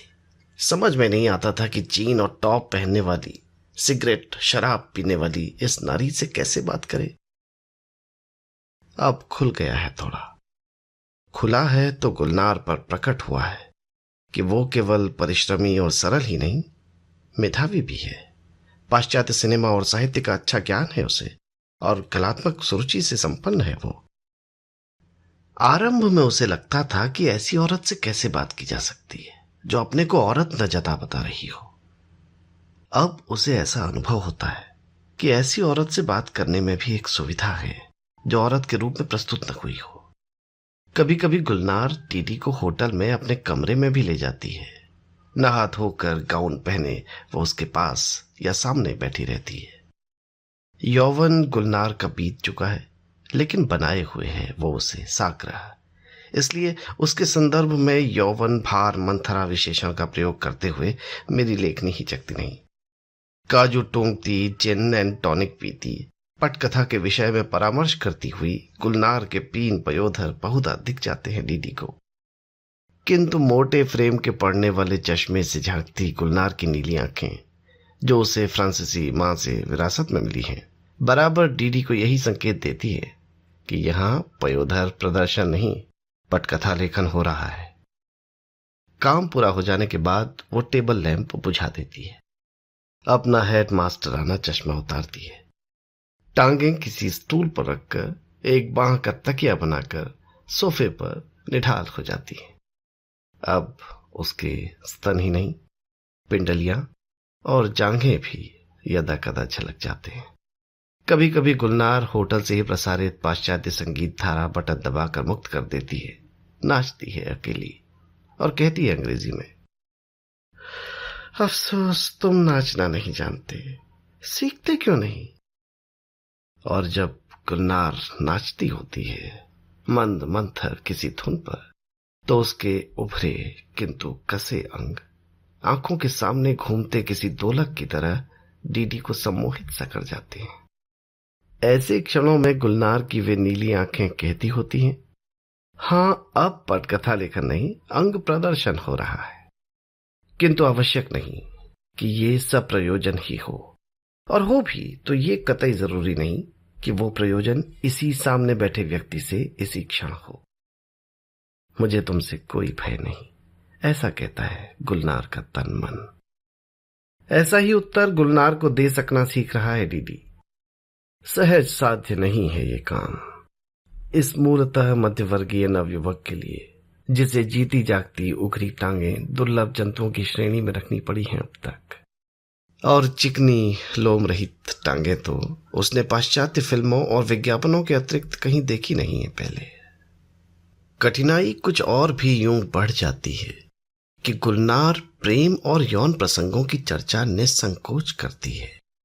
उसकी बातें सुनकर ऐसी धारणा बनती है, ऐसी धारणा ही वो बनवाना भी चाहती है कि विशिष्ट और साधारण सभी नर इस मादा विशेष से प्रणय निवेदन करते रहे हैं।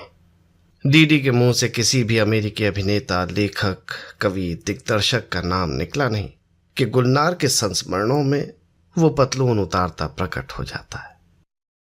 He has this flopping belly, dear, and he fires before you could say fire. उसकी थुलथुल तोंद है और तुम दाग कहो इससे पहले ही वो गोली दाग चुका होता है। कठिनाई दर कठिनाई ये कि बेबी के प्रेमी डीडी को शुद्ध शारीरिक बौद्धिक स्तर पर ही सही गुलनार की ओर आकर्षित होना पाप तुल्य प्रतीत होता है। तो वो भी जिन टॉनिक का गिलास हाथ में लिए उसी सोफे से किसी सुदूर कोने पर से टिकाए हुए गुलनार को यह संकेत देने की कोशिश करता है कि हाँ, मैं देख रहा हूं, इतना अबोध या झेपू नहीं कि कोई अच्छी चीज देखूं तो आंखों से दांत भी न दूं, लेकिन मार तमाम ऐसी चीजें देखते हुए कटती आई अपनी जिंदगी। कोई ऐसी उतावली नहीं है मुझे। इस समय अंग्रेजी मुहावरे में कहूं तो मेरे हाथ रमणियों से भरे पड़े हैं, किंतु जैसा मैंने कहा, कोई सहज नहीं है यह मुद्रा साध लेना उसके लिए जिसने अब तक केवल कल्पनाओं में ही रमण किया है। गुलनार फ्रांसीसी दूरदर्शन के लिए भारत विषयक फिल्में बनाने आई है। पर्यटक केंद्रों की यात्रा कर रहा है डीडी इस दल के साथ। गुलनार के शेष सभी सहायक कनाडा के फ्रांसीसी भाषाभाषी युवक युवतियां हैं। डीडी भारत से उनका संपर्क सूत्र है, इसलिए भले ही वो उनके जीवन और चिंतन के विषय में जिज्ञासु है, उसका सारा समय उनकी जिज्ञासाओं का समाधान करने में बीतता है। इसी जिज्ञासा समाधान के सतत क्रम में एक दिन उदयपुर के होटल में वो गुलनार को अपने प्रेमरत होने की सूचना देने को बाध्य हो गया। डीडी और गुलनार बैठे पी रहे थे। डीडी ऑरेंज स्क्वैश और गुलनार विस्की सोडा। डीडी को रोज रोज शराब ही पीते रहना पाप तुल्य लगता है। डीडी ने गुलनार के लिए तीसरे पैक में सोडा मिला कर दिया। गुलनार ने फ्रांसीसी में उसका धन्यवाद किया। मैक्सी। वो ठीक से समझ नहीं पाया। तब गुलनार ने अंग्रेजी में पूछा, थैंक्स को हिंदी में क्या कहते हैं? डीडी ने बताया, धन्यवाद। गुलनार बोली, धन्यवाद। डीडी जो उस क्षण स्क्वैश की घूंट भर रहा था, फुइक करके हंसा और स्क्वैश की फुहार उसके मुंह से निकलकर गुलनार के नीचे गले वाले ब्लाउज पर जा पड़ी। डीडी क्षमा याचना करते हुए उठा। उसने समझाया कि हंसी क्यों आई और अपने रुमाल को उसके ब्लाउज पर ब्लॉटिंग पेपर की तरह लगा दिया। गुलनार ने मुस्कुराकर पूछा, Have you at long last decided to make a pace at me, bachelor boy? क्या तुमने अंततः मुझे पटा देने का निर्णय कर डाला है, कुंवारे बालक? डीडी झेप गया। झेपते ही झेपते उसने कहा, good heavens no, did I do anything to make you think so? बाप रे, कभी नहीं। क्या मैंने ऐसा कुछ किया जो तुम ये सोच बैठी? गुलनार ने कहा अंग्रेजी में कि सभी पटाने की कोशिश करते हैं, खासकर अपने घरों से दूर किसी लोकेशन में। एक बार पूछ देखना तो हर मर्द अपना फर्ज समझता है। यहां भी आकर तुम सब कमरों में झांक आओ। हमारे दल के सभी मर्द सहज जिज्ञासा लेकर किसी न किसी औरत के पास पहुंचे हुए होंगे। गुलनार ने फिर डीडी का हाथ अपने हाथ में ले लिया और बड़े ठस्से से पूछा अंग्रेजी में, क्या तुम आश्वस्त हो कि तुम्हारा मुझे पटा देखने का कोई विचार नहीं? परिष्कार का ही संबल था आप। डीडी ने कहा अंग्रेजी में, क्या ये पूछने का दुस्साहस कर सकता हूं कि कहीं तुम तो मुझे पटा देखने की कोशिश नहीं कर रही हो? Good heavens no. गुलनार ने लगभग डीडी की नकल उतारते हुए कहा। दोनों हंसे। ये निर्णायक खड़ी थी। डीडी वहीं उसके सामने खड़ा रह सकता था या लौटकर अपने आसन पर जा बैठ सकता था। उसने लौट जाना पसंद किया। गुलनार ने एक घूंट हलक तले उतारी और कहा, प्रकट है कि तुम किसी से प्यार में डूबे हुए हो इन दिनों। बताओगे किससे, अगर मेरी ये जिज्ञासा अनुचित न जान पड़ती हो, प्रेमी पूत? डीडी ने कहा, बताने को कुछ खास है नहीं, वो एक प्यारी सी लड़की है बस। गुलनार मुस्कुराई, बोली, she is a lovely girl period, he is a handsome boy period.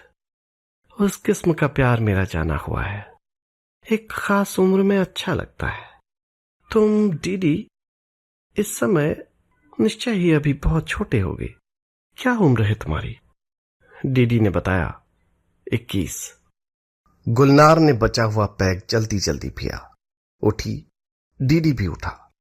Gulnar ने डीडी का गाल थपथपाया और कहा, बेचारा बच्चा, अब जा, सो जा, नहीं तो माताजी गुस्सा होंगी।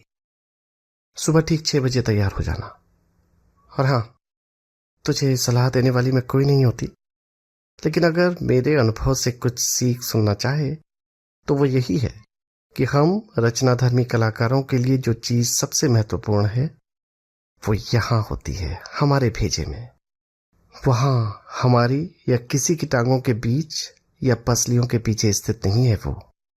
और तो और जो दूसरों के वहां स्थित होते हैं वे भी हमारे यहां ही होते हैं, भेजे में, समझे? We feel and fuck with our minds, love boy. डीडी सुनकर लजाया, सिर झुकाए चला गया। गुलनार उसे देखती रही। जब दरवाजा बंद करता हुआ वो निकल गया तो गुलनार ने कहा अपने से, he is a handsome boy period, और दुख व्यक्त किया इस बात पर कि वो जो है ना, वो सबसे महत्वपूर्ण चीज। हम रचनाधर्मी कलाकारों के लिए वो अनुभव कुछ भी कहे, लेकिन यहां ही नहीं, वहां वहां और न जाने कहां कहां स्थित है। और जब तमाम तरह के लोशन लगाकर, गोलियां खाकर वो सोने लगी तो गुलनार ने इस बात पर अतिरिक्त दुख व्यक्त किया कि मैं क्यों एक बालक को मर्द बनाने की सोच रही हूं। इस गुलनार से डीडी को कहना है कि मैं बीच काम में छुट्टी जाना चाहता हूं। आसान नहीं है ये बात। अंत में यह तय होता है कि डीडी जयपुर में शूटिंग करा के दिल्ली तक साथ चलेगा और वहां से अल्मोड़ा चला जाएगा। शादी में शामिल होकर तुरंत वापस आ जाएगा ताकि गुलनार के दल के साथ आगरा, खजुराहो, वाराणसी जा सके। गुलनार के लिए $1 वैसा ही है जैसा किसी संपन्न भारतीय के लिए ₹1। वो हर खर्च के संदर्भ में पूछती है, डॉलरों में कितना? और वही राशि जो मध्यवर्गीय डीडी को रुपयों में बहुत बड़ी मालूम होती है, संपन्न गुलनार को डॉलरों में असंभव रूप से छोटी नजर आती है। शादी के लिए किस वक्त पहुंचना होता है? टैक्सी में आने जाने से एक दिन बच सकता है तो टैक्सी से जाए डीडी। पैसे नहीं है? कितने लगते हैं? बस मुझसे ले ले, संकोच न करे। साथ में एक क्रिप यानी सहायक ले जाए, कैमरा वगैरह ले जाए, विवाह की पहाड़ों की शूटिंग कर लाए।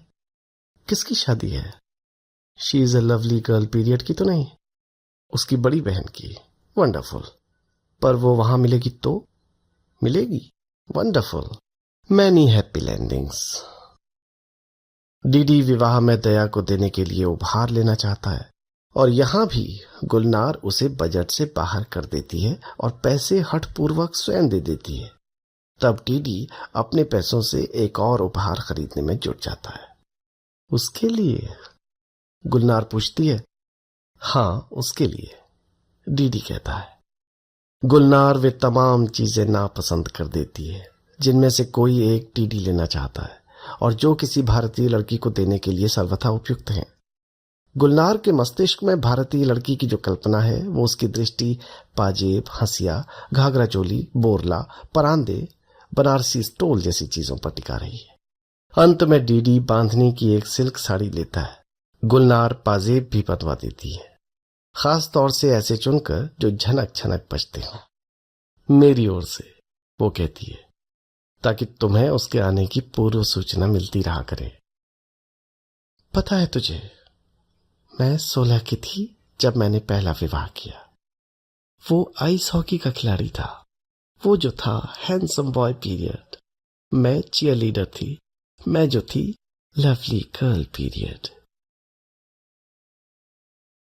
दया के विवाह के प्रसंग में डीडी का शास्त्री जी से पत्र व्यवहार होता रहा है, नितांत घरेलू और कामकाजी सा, जिसमें शास्त्री जी ही कभी कभी कोई पंडिताऊ सा मजाक कर जाने या श्लोक ठोक देने की धृष्टता करते आए हैं।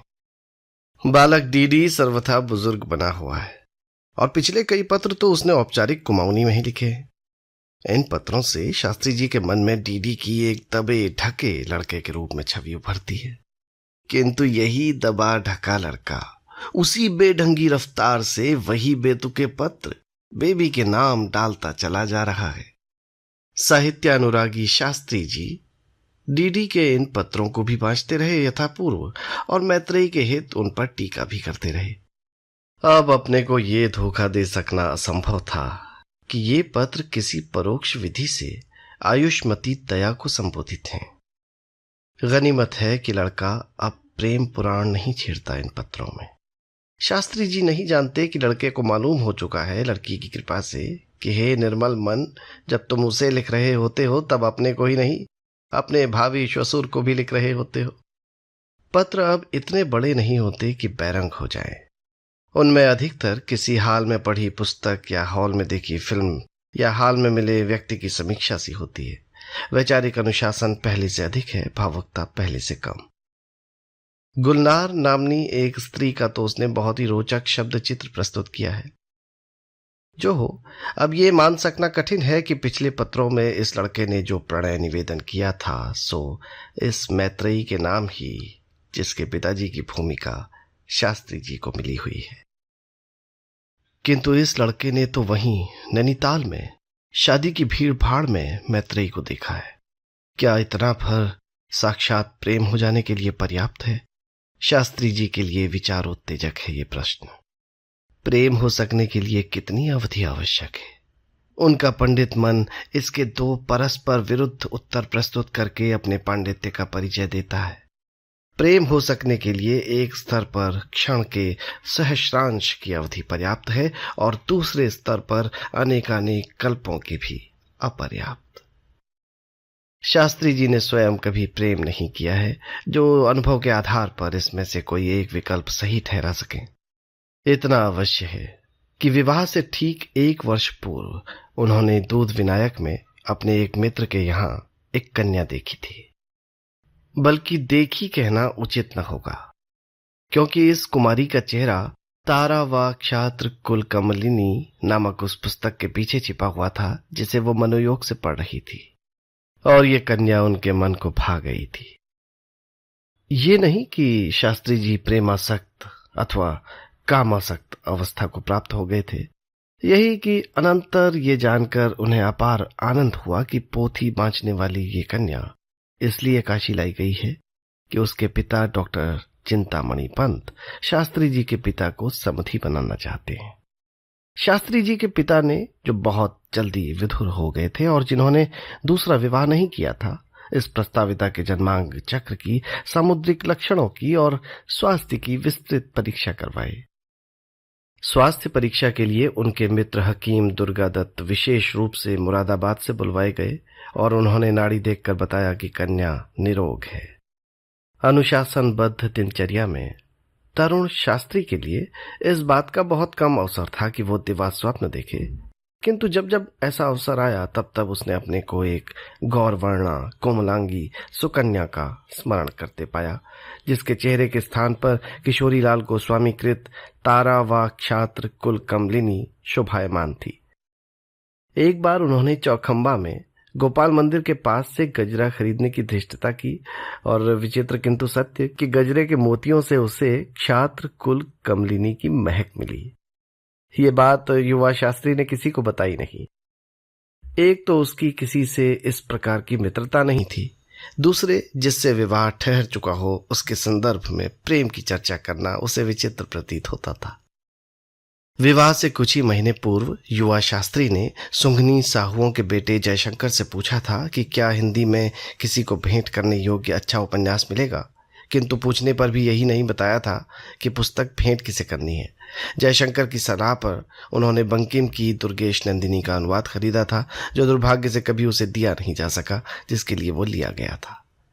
शास्त्री जी उस किसी को वो सब पढ़ा नहीं सके जो उन्होंने सोच रखा था कि पिता से चोरी छिपे पढ़वाएंगे। प्रीतिकर लगी थी उनके युवा मन को उस कन्या द्वारा अपने बड़े भाइयों से पूछ पूछ कर ठीकरे से फर्श पर लिख लिख कर वर्णमाला सीख लेने की कथा। कहीं कुछ भी छपा मिल जाए उसे तुरंत पढ़ने बैठ जाती है वो। ऐसा दूध विनायक वालों से जानकर वो मुदित हुए थे। युवा शास्त्री इस ब्राह्मण कुल कमलिनी वरार्थिनी कन्या के घर विधिवत पहुंचा नियत तिथि पर। वधु के पिता ने कन्या के दान का संकल्प भी उठाया, किंतु ये विवाह हुआ नहीं।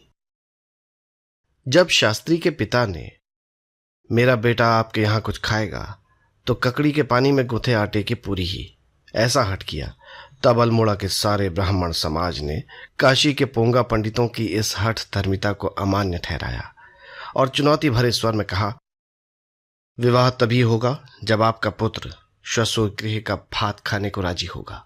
आप चाहें तो बारात लौटा सकते हैं।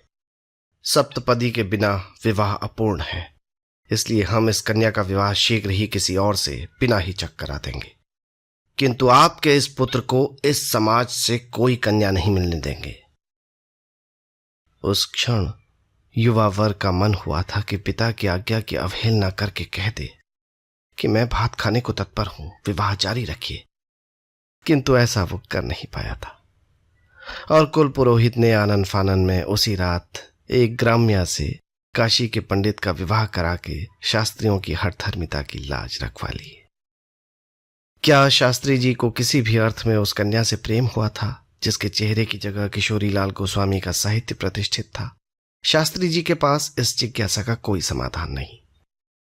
शास्त्रानी जी अलबत्ता शुरू से आज तक यही माने हुए हैं कि प्रेम था शास्त्री जी को उस पुस्तक मुखी से। निरंतर शास्त्री जी को वो उस पुस्तक मुखी का समाचार कहीं न कहीं से लाकर देती रही। हाँ हो सुनो, कहती शास्त्रानी जी और मुस्कुराकर बताती, तुमको एक बहुत जरूरी खबर देनी थी। कहा तुम्हारी उसकी शादी हो गई है, लड़का ओवरसियर है। तुम्हारी उसने गजब कर दिया, कहा नहीं होना कर दिया। कहा भात बनाने बैठी ठहरी, साथ में किताब लेके गई चौके में। सास ने देखा तो खाना सारा फेंकवा दिया। कहीं तुमसे उसकी शादी हो जाती तो तुम्हारे पिताजी पगला ही जाते पूरे। वैसे तुम खुश रहते, पढ़ते दोनों मिलकर। तुम्हारी उसके बेटा हुआ है, मिठाई तो खिलवाओगे ही नहीं? खोज खाज कर लाती रही शास्त्रानी अपने पति की उसकी खबर देती रही पति को। पति यदि सचमुच घोषित और दुस्साहसी प्रेमी होता तो वो भी अपनी उसकी इतनी जासूसी नहीं कर पाता जितनी शास्त्रानी करती रही। क्या एक विशिष्ट अर्थ में शास्त्रानी को अपनी इस पुस्तक मुखी सौत से प्रेम हो गया था, उस सौत से जिसका पुस्तक मुख तक उसने कभी नहीं देखा था। जब 1935 में शास्त्रानी इस सौत की 7वें प्रसव में अकाल मृत्यु का समाचार लाई, शिव शिव तुम्हारी वो जाती रही, और इस समाचार को देते हुए उनका कंठ अवरुद्ध हो गया, तब शास्त्री जी स्तब्ध रह गए। समाचार से उतने नहीं जितने पत्नी के भर आए गले से, अपनी आंखों में छलक आए आंसुओं से। शास्त्री शास्त्रानी ने उस शाम कुछ नहीं खाया। शास्त्रानी ने अपनी उसका चेहरा देखा नहीं था, किंतु उस चेहरे के बारे में सुन रखा था कि अभिजात्यपूर्ण है, कृशांगी, गौरवर्णा, अभिजात्य सौंदर्य से मंडित वो कन्या शास्त्री जी की पत्नी नहीं बनी। बनती तो जैसा शास्त्रानी अक्सर कहती हैं घपला ही होता। हवाई मियाँ बीबी, कसाई ससुर जी, गृहस्थी का सुख हवा हो जाता, जैसा शास्त्रानी जी नहीं कहती, किंतु जैसा कहा जाना चाहिए, जैसा शास्त्री जी समझ भी चुके हैं। उनके लिए तो ये थोड़ी सी सांवली, भारी बदन वाली, आंखें नचाने वाली, व्यवहार कुशल देहातन ही ठीक थी। ये देहातन और तो और उस पुस्तक मुखी की स्मृति इस पुस्तक प्रेमी के मन में जीवित रखने का दायित्व भी कुशलता से निभा सकी। अगर शास्त्री जी किसी के चेहरे की जगह पुस्तक भर देखकर किसी पर अनुरक्त हो सके, अगर शास्त्रानी किसी को देखे बगैर भी किसी से आक्रांत हो सकी, तो क्या हम ये नहीं मान सकते कि प्यार होने के लिए न विपुल समय चाहिए, न कोई स्थूल आलंबन। उसके लिए कुछ चाहिए तो आक्रांत होने की क्षमता। शास्त्री जी ने इधर इस विषय में काफी चिंतन किया है और उनका निष्कर्ष अद्भुत है। प्यार वो भार है जिससे मानसपोत जीवन सागर में संतुलित गर्वोन्मत्त तैर पाता है। इस भार के लिए छोड़े गए स्थान की पूर्ति हम यथाशक्य अपने प्रति अपने प्यार से करते हैं, किंतु कुछ स्थान फिर भी बच जाता है। इसे कैसे भी किंतु वस्तु, व्यक्ति या विचार के प्रति प्यार से भरा जाना जरूरी है, भरा जाता भी है। इस आवश्यकता की पूर्ति के लिए हम किसी अज्ञात अनाम तक से भी प्यार कर सकते हैं। आप गौर कर रहे होंगे कि शास्त्री जी संस्मरण चिंतन का क्रम छेड़े हुए हैं। वही नहीं कर रहे हैं पंडित प्रवर जो उन्हें करना चाहिए।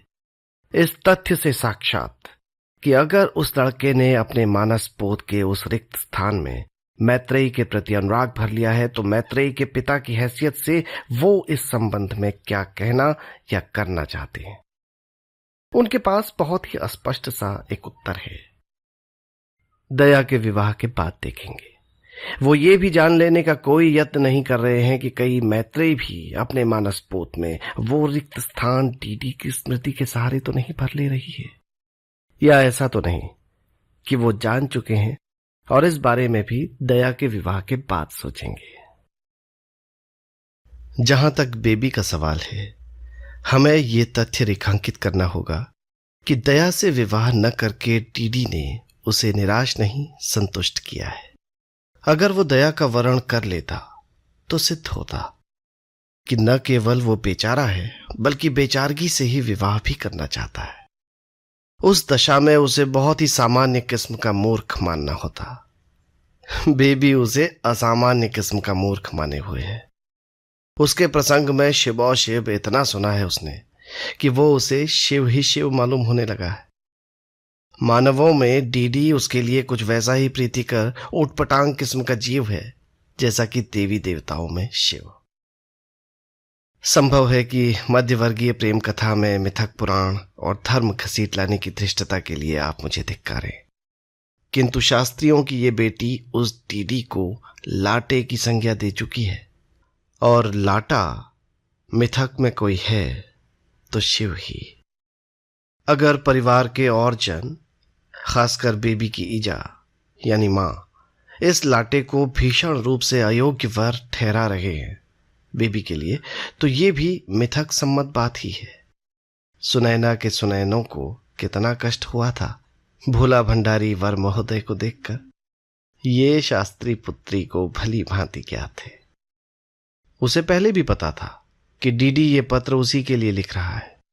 अब उसे पता है कि पिता को भी पता है, और वो सुखी है ये देखकर कि पता होने के बावजूद पिता किसी प्रकार की कोई आपत्ति नहीं कर रहा है। पिछले दिनों गुड़िया अल्मोड़ा आई हुई थी और बेबी की उससे डीडी के विषय में बहुत बातचीत हुई।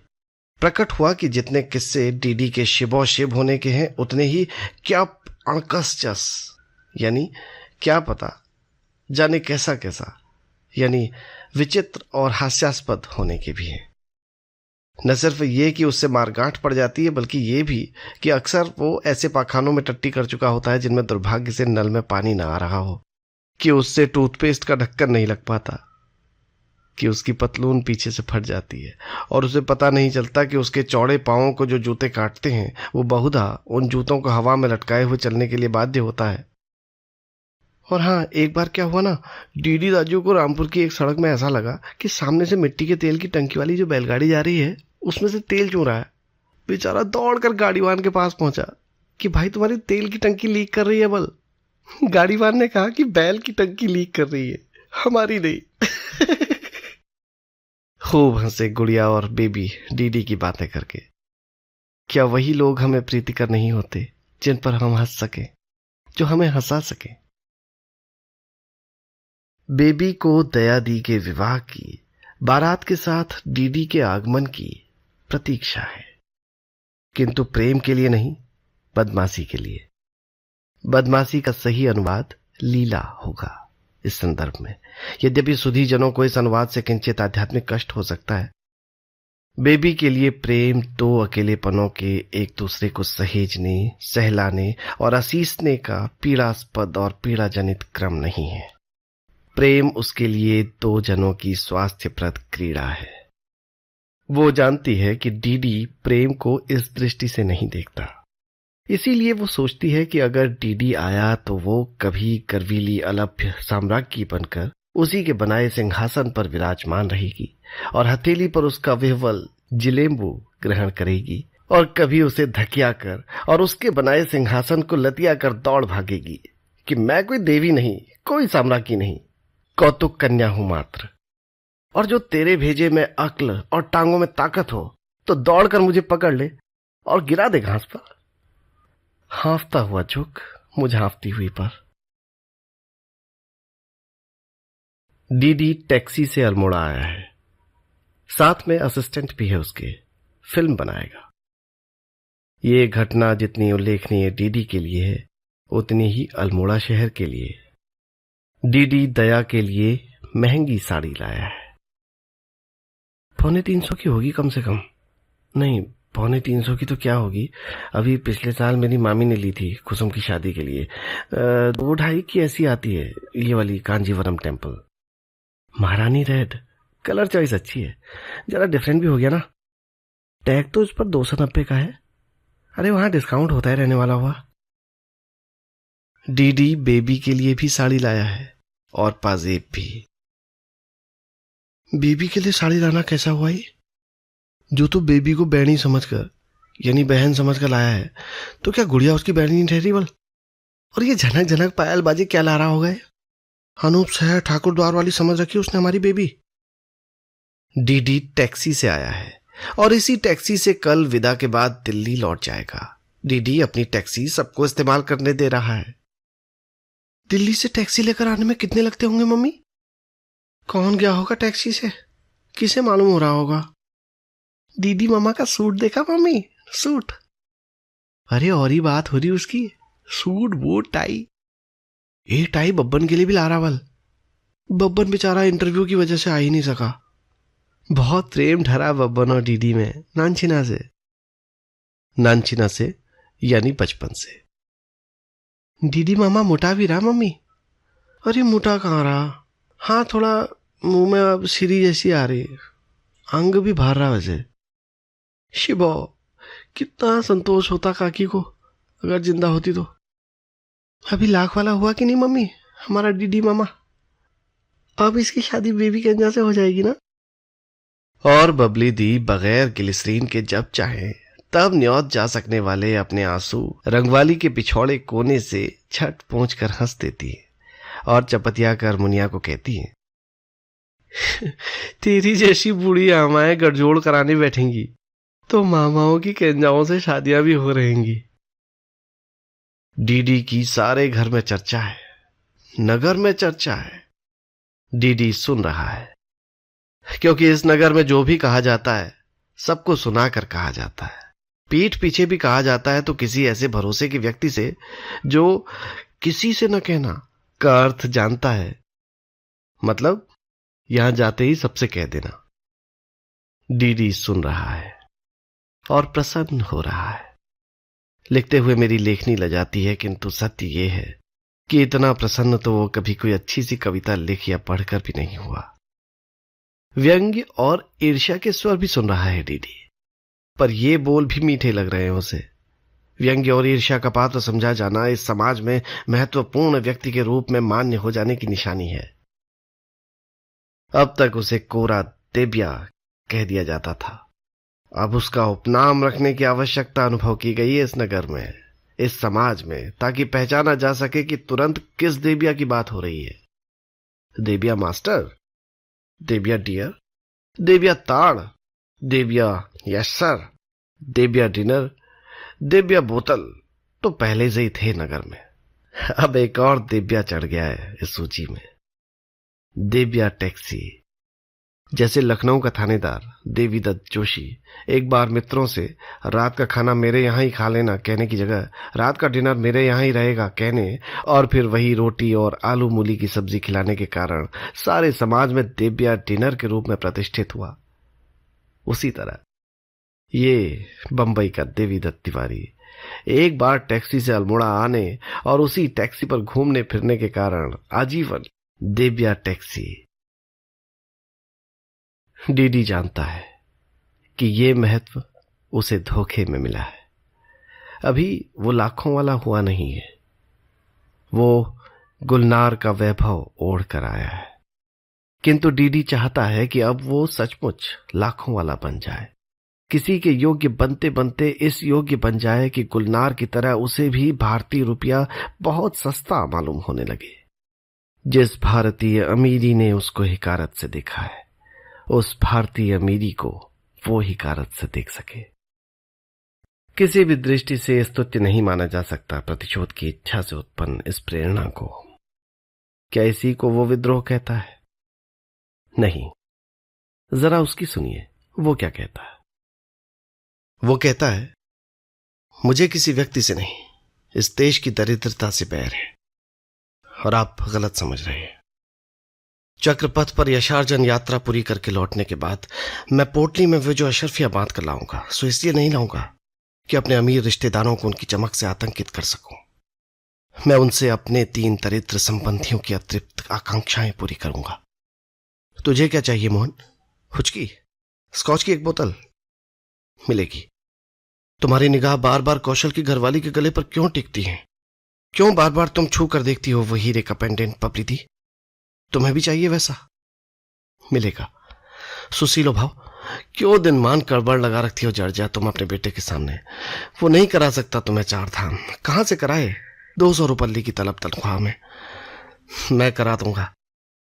तुम क्यों चिंतित हो कौस्तुभदा? ईजा को कैंसर के इलाज के लिए बंबई ले जाना है, ले जाओ, पैसों की व्यवस्था मैं कर दूंगा। अरे रोज ताकिया के पास से मुंह लटकाए क्यों लौटते हो धनीराम? नहीं भेजा इस बार तुम्हारे फौजी सपूत ने मनी ऑर्डर?